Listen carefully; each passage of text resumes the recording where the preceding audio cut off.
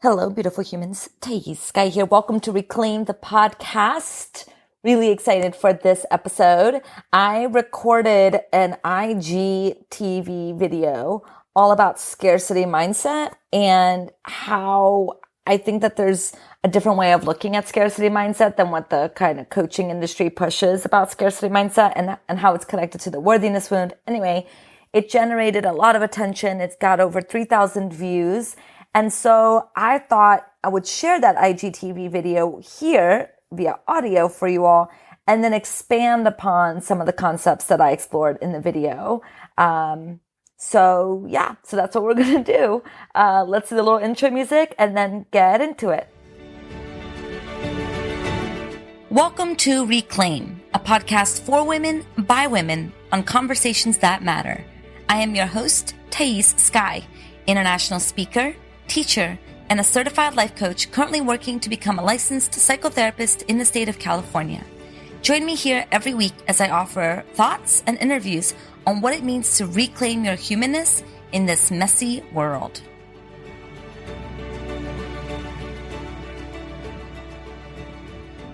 Okay, I'm really looking forward to sharing my thoughts with you all about scarcity. But actually, I have a few things I want to share with you first. We are deep in worthiness season. If you've been here for a hot minute, you know that worthiness season is the way that I celebrate doors being open officially for my signature group program, Worthy Women Rise. Worthy Women Rise is a year-long container meant to support you in cultivating emotional mastery, healing your worthiness wound, and learning how to get out of your own way. Applications are rolling in. Spots are limited because I really love to curate a really intimate space, but particularly now that it's a year-long program, I want this to feel really supportive, really nourishing in guiding you in taking your life to the next level of support, the next level of worth, the next level of deservability. Because what would it be like? What would it be available to you if you weren't mired in self-hate? If you didn't navigate every single day with guilt and shame about getting your needs met? What does it look like to develop the type of boundaries that allow you to be kind to the world and also kind to yourself? You know, what does it mean for you to not be consistently at war with your emotions and actually learn how to use your emotions to deepen your relationship with yourself and others? And speaking of others, Worthy Women Rise is a container where we learn and explore relationships. We explore our relationship with systemic oppression. You know, what does it mean to be both the oppressor and the oppressed, depending on our marginalized and non-marginalized identities? And what does it mean to cultivate relationship with others? I talk a lot about intimacy, communication, attachment. I bring in my expertise in developmental psychology, in women's psychology, neurobiology, in attachment theory, in family systems. Fem theory. I just bring all of my knowledge and all of my skills of having done this work for 10 years now to create a really spacious container where you get to finally learn how to meet yourself where you're at and tend to the wounds that are here so you can get out of your own way and step into the life that you have been craving for yourself. This program is perfect for you if you have a sense that what is stopping you from feeling more free and whole is your worthiness wound. You often feel paralyzed and overwhelmed by your emotions, and you feel disconnected from your body and your ability to experience pleasure. You find yourself paralyzed by perfectionism, people-pleasing, and comparitis. You want to go to the next level of emotional mastery in order to create an even richer, intimate relationship with yourself and with others. You sense that short-term work creates short-term results, and you know that you need long-term support to get to the healing you crave. This is a big one. This is why I decided to create Worthy Women Rise as a year-long container, because consistent feelings of worth comes from consistent support. I don't want to do short-term work. I want to do long-term work because I'm here to create the changes that you really want. And that's confronting, right? Because joining this program, paying the price, committing this time, it really confronts this sense of, is this possible for me? What if I do all this and it still doesn't work? What does that mean about me? Let me tell you, as I've been running this program, this will be my 9th, 10th cohort. I've lost track by now, but there is no such thing as this won't work for you. It works for you because you'll show up for it. And I'll be there every step of the way. And so will an amazing group of women will show up and be there for you every step of the way. It is confronting, and it's time, right? Like it's time. It's time to finally get to the root. It's time to finally drop the bullshit. It's time to finally really be with the parts of yourselves that you've been afraid of being with. It's time, because we don't have time to waste. Shit's really crazy right now in our world. With this pandemic, I think we're really forced to look at the ways in which things aren't working. And that is both societally speaking, culturally speaking, and also inwardly speaking. How can we really expect the world to change if we're not even willing to do the work required for us to change? Yeah. Okay. This is also for women who often feel alone on this journey and not quite sure if they're doing this work in a way that will create the life that they want. This is for women who want to show up more fully for themselves and for their self-care. They know that their needs and desires are important, but they often feel like they have to put them on the back burner. And this is for women who enjoy exploring their inner world and want to be in a supportive community with other like-minded women. Worthy Women Rise is, I don't even have words to say what I want to say. It's a container like nothing else I've ever seen.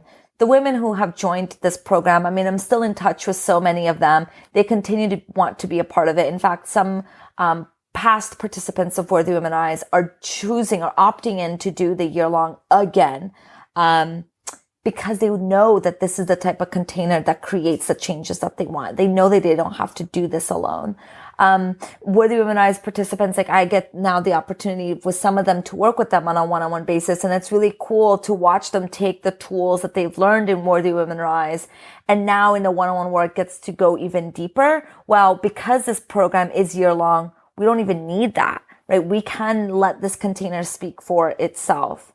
What else do I want to say about it? Obviously, part of what makes Worthy Women Rise super special is you get access to my worthiness wound model, right? Like, so I created this model based on extensive research and experience of answering the question of how. Like, how do we do this work? How do we find healing? How do we get free of the worthiness wound? How do we relate to ourselves differently? This model is a template of healing designed to meet you wherever you are, and will offer you guidance in tending to your worthiness wound. So it's no longer the thing that's keeping you stuck, keeping you small, keeping you in the trance of unworthiness. So you can learn more about the program at worthywomenrise.com. And in celebration of doors opening, in celebration of the worthiness season, you know that I like to go all in when it comes to the worthiness season. I started worthiness season by launching my newest ebook, Reclaiming Worth. You can get that by going to thaissky.com/worth or going to the show notes.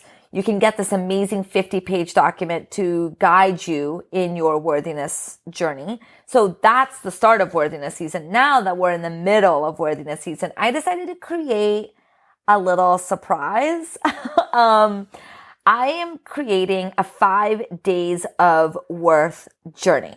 Okay, so this is a free 5-day experience where every day you'll receive short emails from me that includes tools, stories, tangible practices, and questions to bring you back to who you were born to be, right? Because if you're listening to this, you're probably intensely interested in cultivating unshakable worth. Like, you're probably here because you've heard of my work around worthiness and you want to cultivate more of that within yourself. Part of what it looks like to cultivate unshakable worth is creating habits of worth, creating daily shifts, daily things to make worthiness feel more accessible. Because you don't have to create worthiness out of nothing. Worthiness is already within you. However, we often lose track of that, particularly in a culture that tells us that our worthiness should be derived from productivity and what's on our to-do list. So we forget our innate worthiness. And so this 5-day reset is an opportunity to restore, revitalize, ground, bring yourself back into what is true for you. It's a journey of remembering. It's a journey of bringing you back to your sense of belonging. Okay, so we're going to explore feeling worthy of self-care, feeling worthy of love, feeling worthy of rest, feeling worthy of pleasure, and feeling worthy of being seen. It's going to be so good.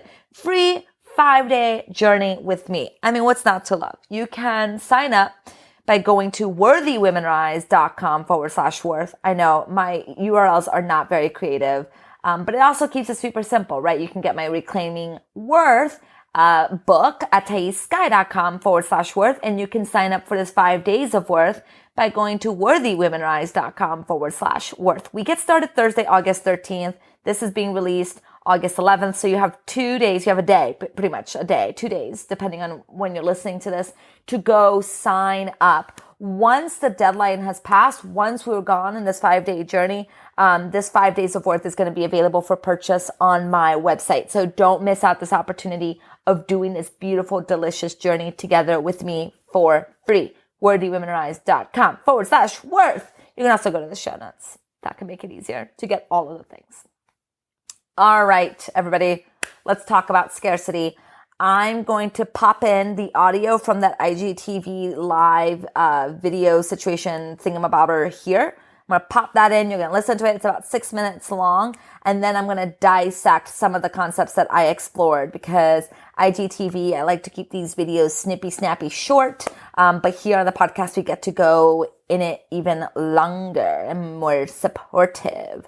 All right. So if you don't follow me on Instagram, follow me on Instagram at I am Thaís, because I don't often bring my IGTV videos onto the podcast. I have, but I don't traditionally, and I probably won't unless it's something really, really good. So if you want to catch all of my more mediocre videos, you can go to my Instagram at I am Thaís.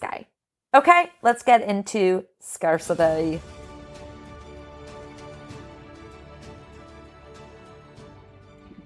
Hey humans, Thaís here. I want to share with you some thoughts that I have about scarcity mindset.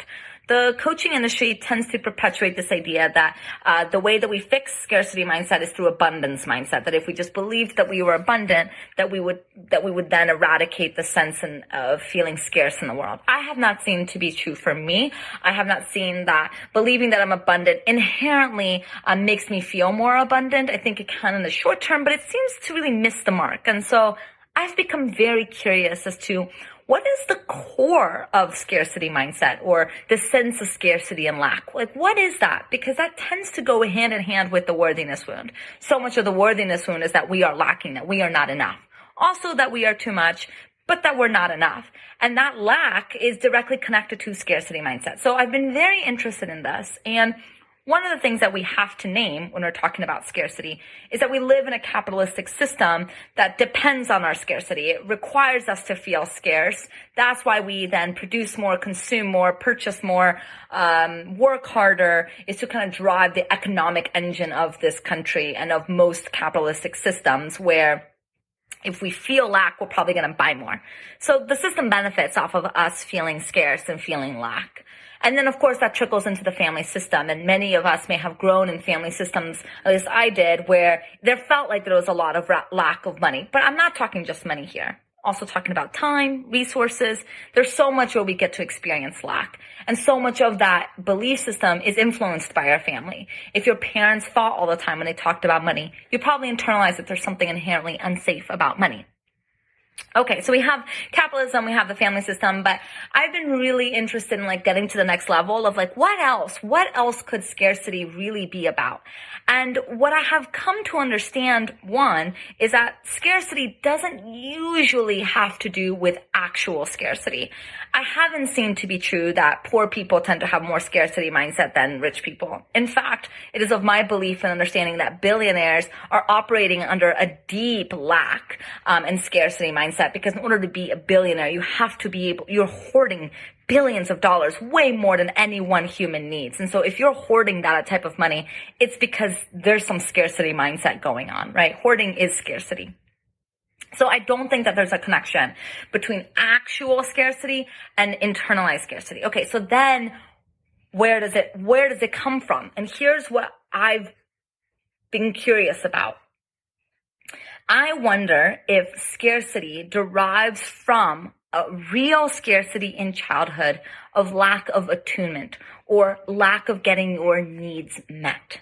I wonder if that initial scarcity of unmet needs, of lack of attunement or mirroring or love the way you needed it, you internalize that and put it onto things that then make sense in our world. So that internalized scarcity of there is a lack of resources necessary for my nourishment or for my vitality of my health, that we then took that into, and it has to do about food, or it has to do about money, or it has to do about time. So I wonder if just thinking about mindset work and just trying to change beliefs doesn't necessarily touch upon the wounded part of ourselves that experienced a significant lack. Because emotional lack is not normalized, we don't really know what that means. We don't really talk about it in our culture. It's easier to then see it play out in our relationship with money and our relationship with time. But our relationship to one thing tends to be our relationship to all things. Many of us are familiar with this idea of attachment theory. Well, it was founded by a man named John Bowlby, and he came up with this idea also of a working model, that our initial relationship to our caregivers creates a working model in which we then understand all other relationships. It's like a blueprint in which we then understand our relationships. So if that initial working model was founded on a lack of attention, a lack of love, or even more subtly, a lack of attunement, a lack of the initial caregiver making space in their lives for you, if you experience that lack, it makes sense that then it will play out in many of your other relationships, including your relationship to money, your relationship to time, food, etc. And so if we are to take this approach, that maybe scarcity mindset is really a working model of scarcity, then that's good news, because now we have evidence-based practices and tools that can guide us into creating a working model that is founded on abundance. And it goes deeper than just thought, right? Because a working model is a pattern of behavior, beliefs, and thoughts. So it's not just enough to think your way out of this type of scarcity. It's important to attune to ourselves and shift our behaviors and shift our relationship to self with one that is founded on abundance. In that way, we start to change every relationship that we have.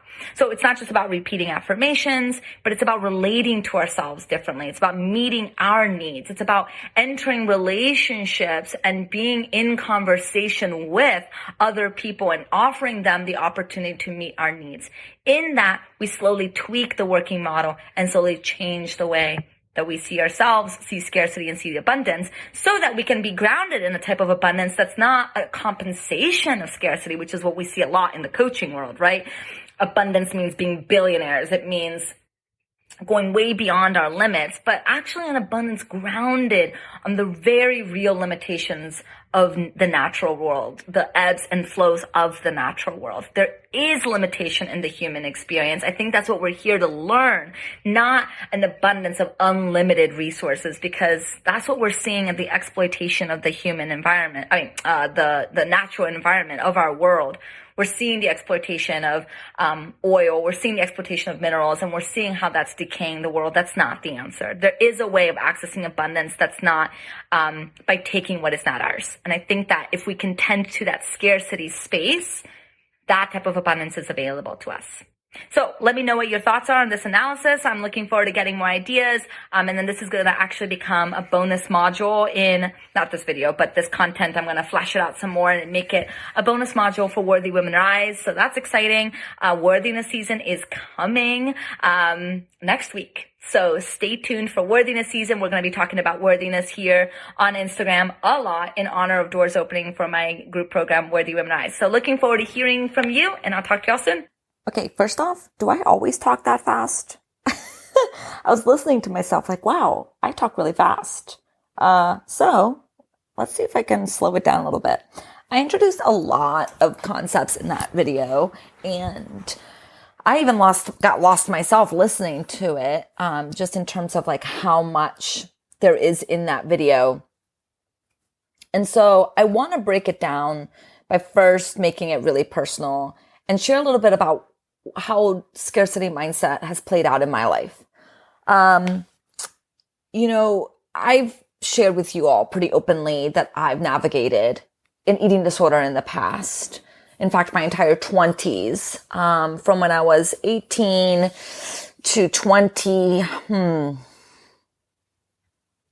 maybe till 25, 26, my eating disorder pretty much took up my entire life. It consumed me. It was all me. So I find that people that I work with now who have had an eating disorder in the past, we tend to have similar ways of thinking and looking at things. And we tend to have a deprived mindset. That just tends to be the way that the eating disorder, the way that it works, is that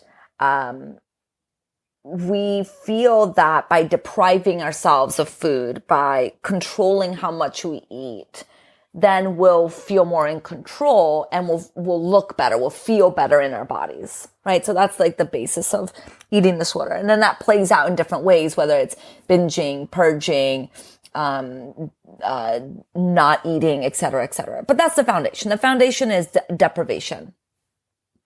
Deprivation mindset, scarcity mindset, I'm going to use those two words interchangeably because they mean the same thing. It's a depriving of. In eating disorder world, you're depriving yourself of food. And not only are you depriving yourself of food, like you're very picky about what you're eating and you think that you're being nutritious, but really you're depriving yourself of nourishment, of joy and pleasure and spaciousness around food. Depriving myself of food in the moment, at that time, didn't feel like a deprivation. It didn't feel like I was living a narrow existence. It was only really as I was getting out of it and looking back that I recognized and could see how often my eating disorder and my obsession about food was depriving me of intimacy and connection with people because I was so busy thinking about what I was going to eat next. Or I wouldn't go out to eat. I wouldn't go to restaurants because, or certain restaurants because I didn't want to be exposed to that type of food. And so I prevented myself from connecting with my friends. You know, I would eat at home first before going out so that I could only then eat a salad and then I wouldn't spend more money, right? So then it becomes about food and money. There's a lot of, when we're kind of wrapped up in this deprivation mindset, this way of seeing the world where we're very deprived or very controlling, it plays out in so many different ways. For me, it was around food, but then as I kind of outgrew food or shifted or changed food, it also became about allowing myself to buy things. It became then about money and the ways that I viewed money. And I wouldn't nourish myself with things that I enjoyed, because I was so stuck on having to make the most of what I already bought. This also looks for me like, I think I've shared this before in the past, like road trips where I don't allow myself to have physical needs. And so I will starve or I won't go to the bathroom and I'll, pretend like I don't have to pee for fucking hours because I don't want to stop. All of this is ways in which we deprive pleasure, in ways in which we constrict and narrow our lives out of a need to deprive and to diminish and to distance ourselves from needs, from pleasure, from intimacy, because those things represent a sense of feeling out of control, a sense of vulnerability, a sense of openness. Whereas when we're in a state of scarcity, when we're in a state of like, I can't eat those things because they're bad for me, or I can't spend money in this way because I don't trust myself with money, or I can't go to the bathroom, or I can't stop, or I can't do this spontaneous thing because we've made plans. Like all that rigidity is a way that we contort our lives to try to create a sense of safety outside of us, to compensate for feeling really uncertain in this crazy wild world. So when I think it's important to kind of just structure this conversation of like, what even is scarcity mindset? Because again, I think the coaching industry has a lot of fun in kind of limiting it and oversimplifying it by talking just about money. And so if you feel scarcity about money, if you feel like you can't charge for what you want, or if you feel like you can't buy certain things, then it's kind of like a fuck it attitude, like just do it anyway, right? Just pay for that thing, or just imagine that you are worthy of the thing, and everything will change and shift. And what I'm trying to do here is just add more nuance to this conversation by just adding the different ways that scarcity may be playing out in your life that you may not have even recognized or thought about ways that are scarcity, ways that are deprived mindset, ways that are rigid, ways that are narrow, that are constricted, the rules in your life. This is all the same thing. I've had so many rules in my life that I didn't even want to admit that I had. And it takes like a lot of self-awareness and support to start to see the rules. But certain rules that I had in my life around food was, I couldn't have chocolate in the house. Or there was a point in time when I hated carbs and I never went to an Italian restaurant and I told everyone that I didn't like pasta. I never not liked pasta. Nobody hates pasta. Pasta is the best thing in the entire world. But I knew that carbs and pasta was very caloric. And so I would avoid that. And by saying I don't like it, I would then be able to feel more excused that then I didn't have to have it. Other rules, things about like how much money I'm allowed to spend per month, right? Like a budget. But I'm not talking about a budget that feels flexible and doable. I'm talking about I can't possibly buy this until everything was out. Like I can't buy any shampoo until I'm literally cutting the bottle open and, wrapping my fingers around and getting as much shampoo out of that bottle as possible. That is what I'm talking about. Again, I'm not saying that being conscious, like consumer aware or being conscientious about, what you're buying and what you're wasting.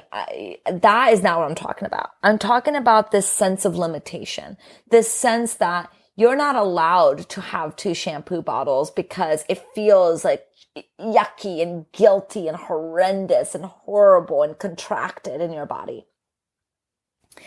My teacher, Tara Brock, talks about it as the trance of unworthiness.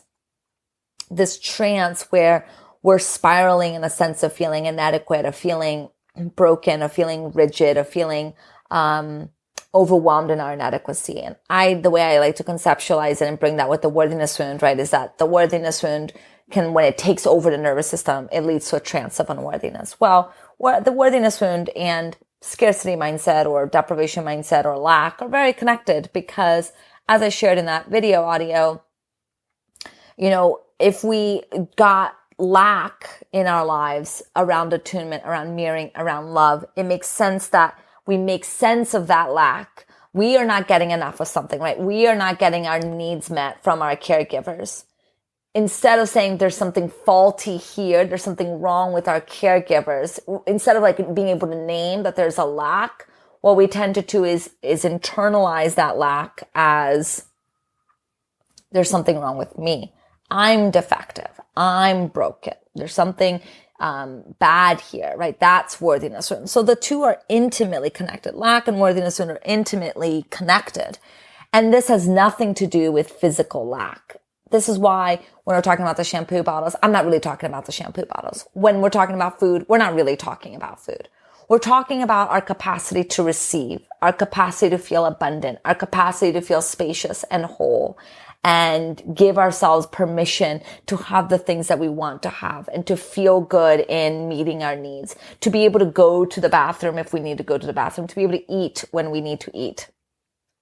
This is something that I am still working on, will continue to work on, in kind of the eating disorder world. We talk about it in terms of like recovery, and that you will then always be in recovery. You're either active in your eating disorder or you're in recovery.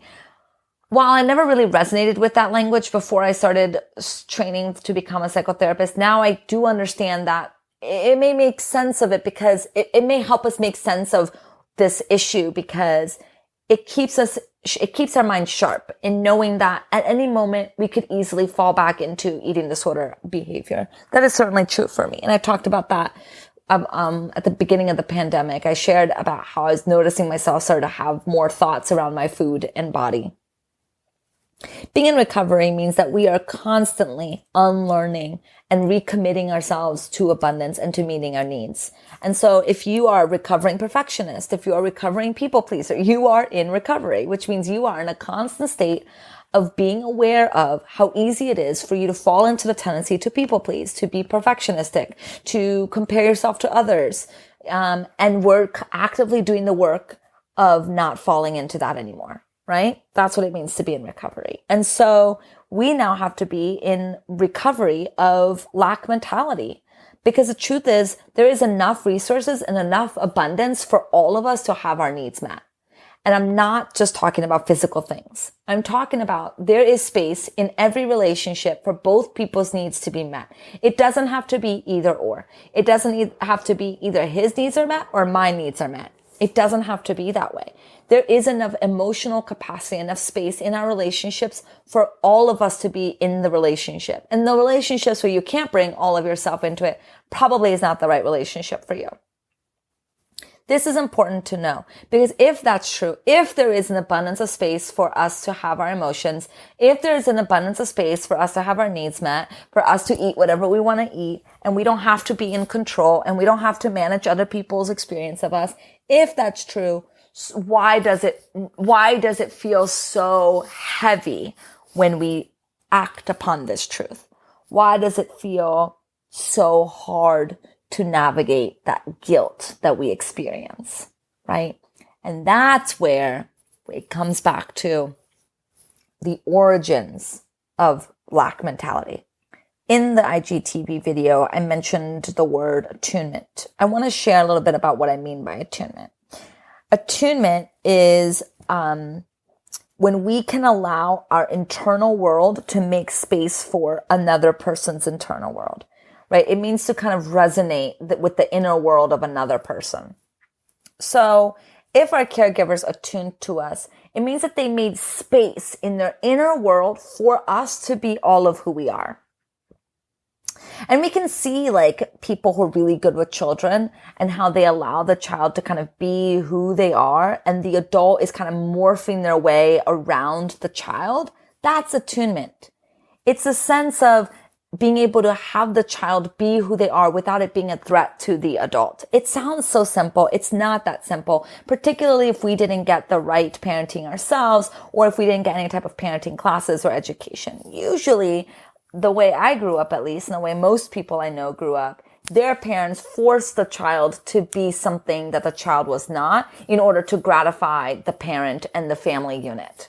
So, typically how you see this is telling a child, stuff like, don't cry, don't have that experience. No, you're not allowed to want that thing. You have to want what we want. You can't have your own opinions. You have to have the opinions that we have.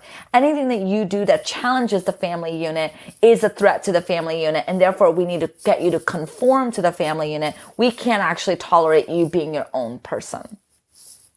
If there is that space of not feeling like you and your family unit did not have the space for you to be your full self, if you lacked that attunement, if you lacked that sense of safety within your family to learn who you are and to feel spacious in who you are, then of course you are now going to be looking at every relationship you have with things, with family, with friends, with partners. You're going to be projecting and playing out that same narrative in those relationships.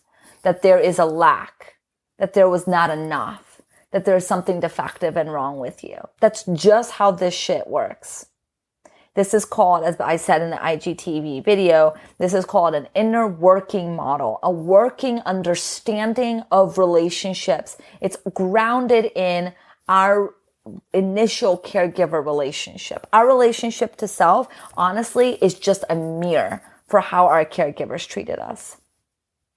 Now, that doesn't mean we're doomed. We now have to unlearn this. We now have to navigate this. Now we have to do better. Now we have to find a way to attune to ourselves, to do the reparenting work and the intimacy work, the relationship work within our relationships, in order for us to get our needs met differently, in order for us to feel more spacious in our relationship. So it's not that we're doomed, but it's important to set the foundation. It's important to understand how this works. Attachment theory is a very evidence-based, grounded in so many different research and studies have been done that verifies attachment theory. So this idea of working model is not just a little idea. It's grounded in hundreds of thousands of humans and how we have seen, evolutionarily speaking, developmentally speaking, how humans go from children to adults. Lack mentality, this sense of being deprived of, this sense of not being allowed to flourish in the abundance of, plays out in so many different facets of our lives. I would love for you, if you're willing and able to go there with me, to take stock of where you feel like your rules and your ways of thinking about the world may be a lack mentality belief. Maybe around food, around money, around time, around what you're capable of, around your needs, around relationships.